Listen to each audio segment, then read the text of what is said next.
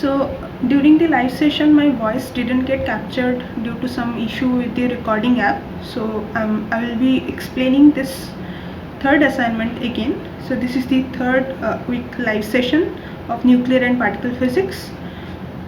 Okay, so I have solved all the problems during the live session, so right now I will just explain it. In the first question we are given activity of a sample of radioactive element which is found to be 122.6 per second. If its half-life is 41.58 seconds, what would be the number of parent elements present in the sample? Okay, so we know that activity of a radioactive element is nothing but the rate of decay, and it is linearly proportional to the number of elements present in the sample at a particular time t. Okay, so if we denote activity by A of t, then that is proportional to nt, and that proportionality constant is the decay constant lambda, and decay constant is the probability of decay of a nucleus per unit time. Okay, we are given half-life half-life to be 41.58 seconds, so we can use that to find out this decay constant, and then activity is also given, so then we can use this particular formula to find out the number of parent elements present in the sample at that time t. Okay, activity can be written as mod of dn dt, and dn dt is and activity is also proportional to the number of elements present. So dn dt is equal to minus lambda times n. Why this minus sign? Because as time progresses, increases, the number of elements, parent elements present in the sample decreases. So that's why we need to put this minus sign in front. And then if we integrate this relation, we so at t equal to 0, if there was n0 number of elements, and at any time t if number of elements is n of t, then we can integrate this and obtain the number of elements at any time t to be n0 exponential minus lambda t. Okay, and so here in this relation, if we substitute t is equal to t half, which is the half-life, so half-life is the time at which the number of elements of the parent nucleus becomes half of the initial number of that nucleus. Okay, so at t half, so n at t is equal to t half is basically half of n0 by 2, and that is equal to n0 exponential minus lambda t half, and from there we can calculate what t half is in terms of lambda, and then we use this expression to obtain lambda. Okay, so lambda is equal to ln2 divided by t half, and that comes out to be this in the unit of second inverse, since t half is given in seconds. Okay, and once we know what lambda is, what the decay constant is, we can use this expression to find out the number of parent elements at time t. Okay, and that turns out to be 7354. Okay, so in the next question, magnesium undergoes beta decay to aluminium with half-life 9.435 minutes. Starting with a fresh sample of 1000 atoms, how many atoms will be there after 28.305 minutes? Okay, so here in this problem n0 is given, so the initial number of atoms with which we start, that is 1000, and we have to find out nt, and at t is equal to 28.305 minutes, and half-life is again given, so we can use this expression like before, lambda is equal to ln2 over t half, to find out the decay constant, and decay constant becomes turns out to be this using this t half, and we will be using this expression to find out n of magnesium, number of magnesium atoms left over at time t is equal to 28.305 minutes. So if we substitute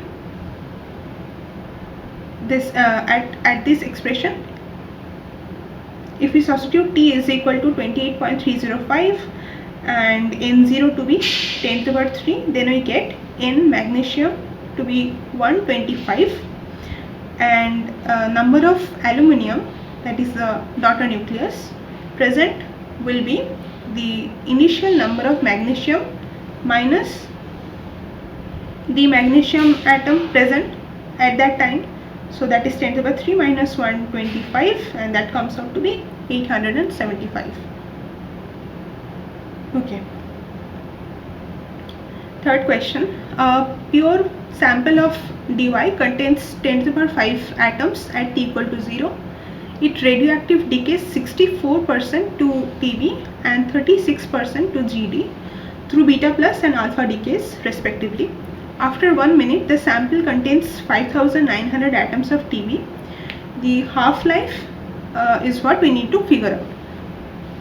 So this sample decays 64% via beta plus and it becomes Tb, and 36% via alpha decay and it becomes Gd. And initial number of dy sample is 10 to the power 5. Okay, we have to find out half-life. So T half is what we need to find out. So then if we can find out the decay constant from the given data, we will be done. We will then use this expression to find half-life. Okay, so then in order to find out decay constant, we will be using this expression Nt is equal to N0 exponential minus lambda t. N0 is given to us, and there is one more clue that we need to use in order to find out what this N of dy at t is equal to 1 minute is. So after 1 minute, sample contains 5,900 atoms of Tb. Okay, this is the clue. So and also it is given the radioactive this sample radioactive decays 64% to Tb. So if there so basically 64 atoms of Tb will be produced from 100 atoms of dy sample, and if there are 5,900 atoms of Tb, then that will be produced from these many atoms of dy sample. Okay, and so basically the number of dy atoms present at t equal to 1 minute will be the initial number, that is 10 to the power 5, minus the number of atoms that has been used up in order to make Tb. So that is 10 to the power 5 minus this quantity, that gives us the number of dy atoms at t equal to 1 minute. And then we will use this expression to find out decay constant lambda. So we substitute it here, and t is equal to 1 minute, so lambda will come out in the unit of minute inverse. From this relation, lambda turns out to be 0.09672 minute inverse. So once we know lambda, we go back to this expression to find out half-life. So T half is ln2 by lambda, and that is 7.17 minute for this case. Okay. Fourth question. Radon 222 is a radioactive element with mean life 5.5 days. Consider a hypothetical case of having one isolated radon 222 atom. Which of the following statements is correct? It will stay without disintegrating for 5.5 days and then disintegrate. It is possible that it stays without disintegrating for many days even after the 5.5 days. It will definitely disintegrate any time within 5.5 days. Since it is an isolated atom, it will stay stable forever. Well, the correct option, as you can see, is B. So because radioactive decay is a statistical process, and if we are given a sample of radioactive atoms, then we can predict how many of them will disintegrate after a specific time interval. But given an isolated atom, we cannot say how long it will stay without disintegrating. Okay, So that's why these three are incorrect, and it is possible that it stays without disintegrating for many days even after the 5.5 days. So this option is correct. Okay. Fifth question. Fr200 alpha decays to AT196 with a very short half-life. Mass of these three and alpha are given here. We have to compute the Q value of the reaction in the unit of MeV.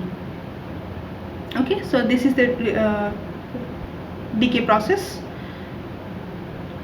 and we have to find out Q value. Okay, so in general, so here we just are recapitulating how we what is the Q value of a particular alpha decay reaction.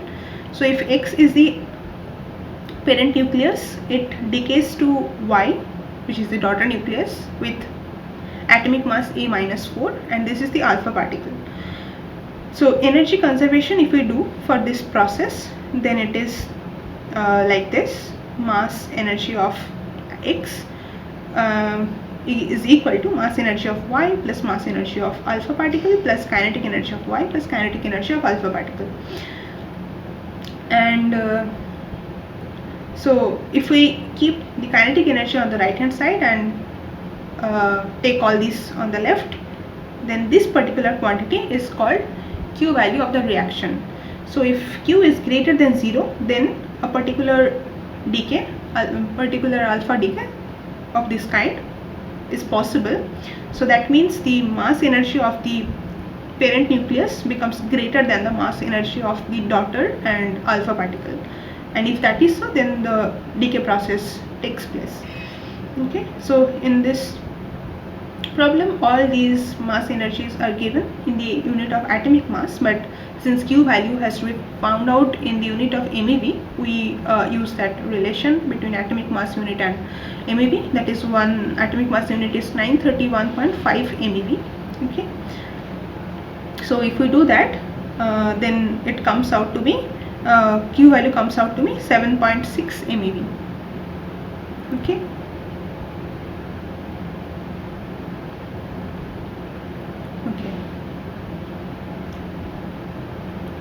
An element in this sixth question,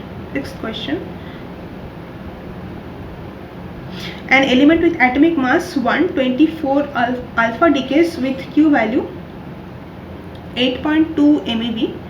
The kinetic energy of the alpha particle is what we need to find out. So again, from the earlier problem, we see that Q is equal to kinetic energy of Y plus kinetic energy of alpha particle. And initially, so for the earlier problem, here we have done energy conservation. Now if we do momentum conservation, so momentum of the X nucleus is equal to momentum of Y plus momentum of alpha particle, and in the rest frame of X, the momentum of X is equal to 0. So momentum of Y plus momentum of alpha particle is 0, that is, momentum of daughter nucleus Y is equal to minus of momentum of alpha particle, and so the magnitude of these two momentum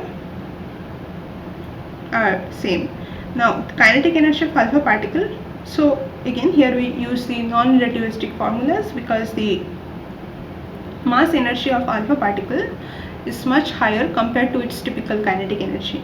So kinetic energy of alpha particle, if we use the non-relativistic formula, that is P alpha square over twice m, and kinetic energy of the daughter nucleus is Py square over twice m y, but then we can write it in terms of the mass of alpha particle and the mass of the daughter nucleus and times the kinetic energy of alpha particle, and then we substitute here and we can find out the expression of kinetic energy of alpha particle in terms of Q value of the reaction and the mass of alpha and mass of Y. So Q value is given to be 8.2 MeV and mass of alpha is 4 atomic mass unit, mass of Y 120 atomic mass unit. Well, notice one thing, that here atomic mass of the parent nucleus is given, but in that formula of kinetic energy of alpha particle, it is given in terms of mass of the daughter nucleus. So So mass number of the daughter nucleus will be 120. So that's what we need to substitute there to find out the kinetic energy of alpha particle, and it comes out to be 7.93 MeV. Okay.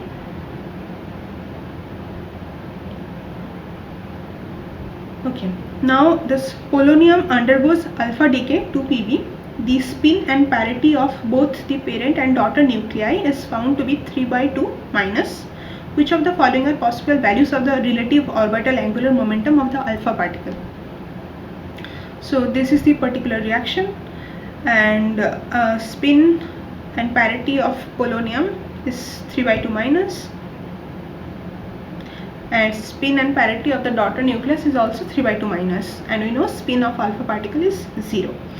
So here we do the angular momentum conservation. Okay, in order to find out the relative orbital angular momentum of the alpha particle, right? That is what we need to find out here. So so this is the expression, and it is happening using the angular momentum addition rule. So if we use that, the relative orbital angular momentum lies between spin of P0 minus spin of Pb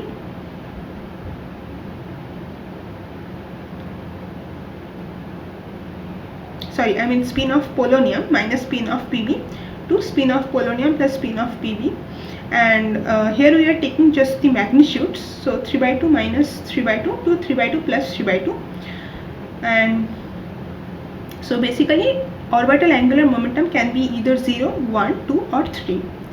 Now we also need to do one more thing, that is the parity conservation, in order to see which among these four are possible values. Okay, so parity conservation says parity of the parent nucleus is parity of the daughter nucleus times parity coming out parity that will come out from the relative orbital angular momentum, which is -1 to the power L. Since -1 to the power L becomes +1, so that means L has to be even. So the possible values of orbital angular momentum can be either 0 or 2. So these two are the correct options. Okay. Okay, this is the last question. Which of the following statements are correct? The first option says SN 13050 has a low lying excited state with excitation energy around 1 MeV, which is explained well within the single particle shell model. Well, that is incorrect, because it is even nucleus. Atomic number is 50 and neutron number is 80. Both are even. So, and we know even nuclei are not explained well within the single particle shell model, and we have to consider collective properties of all the nucleons. So that is incorrect. Second option, B option, says the first excitation energy of 41 calcium is found to be 3/2 minus with excitation energy around 2 MeV, which is explained well within the single particle shell model. This is correct, as we know from the earlier live session also. So this is the nuclear shell model for the ground state of calcium 41. Here neutron number is odd, so we need to consider the neutron number in order to do this single particle extreme independent shell model. And the unpaired neutron is in 1f7/2 state, 1f7/2 level in the ground state, and in order to get the first excitation state, we need to take this unpaired neutron to 2p3/2, and if we do that, then the unpaired neutron is in 2p3/2 state. So the spin of the excited state becomes 3/2, and p means L is equal to 1. So the parity is -1 to the power 1, that is -1. So that's why this is 3/2 minus, and it is explained well within the single particle shell model. And if that is correct, C has to be incorrect, because it says to understand the first excitation state of calcium 41 with 3/2 minus, and excitation energy around 2 MeV, one need to consider collective behavior of the nucleus. Well, that's incorrect because it is explained well within the single particle shell model. And the option is incorrect because collective models like the liquid rock model explain the low-lying excited states of even nuclei with vibrational and rotational modes. Okay. Thank you.